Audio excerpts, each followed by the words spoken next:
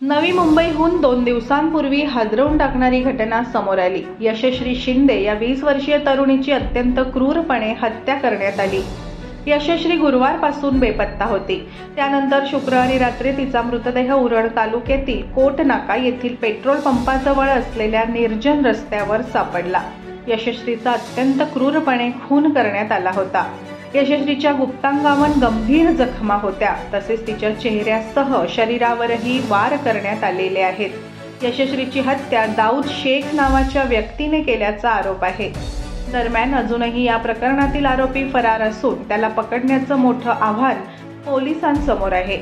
यशश्रीचा खून करणाऱ्या आरोपीच्या अटकेसाठी पोलिसांची 4 पथके रवाना झाली आहेत। मात्र आरोपी पोलिसांना चकवा देत आहे। तो सतत आपलं लोकेशन बदलत असल्याची माहिती न्हावाशेवा बंदर विभागाचे सहाय्यक पोलीस आयुक्त डॉक्टर विशाल नेहुन यांनी दिली आहे। दरम्यान दुसरीकडे यशश्री शिंदेच्या हत्येमुळे वातावरण चांगलंच तापलं आहे। तिच्या निर्घृणपणे हत्या करणाऱ्या आरोपीला तात्काळ फासावर लटकवा अशी घोषणाबाजी करत हजारो नागरिकांनी रविवारी उरण पोलीस ठाण्यावर आक्रोश मोर्चा काढला। या मोर्चात महिला मोठ्या संख्येने सहभागी झालेल्या होत्या।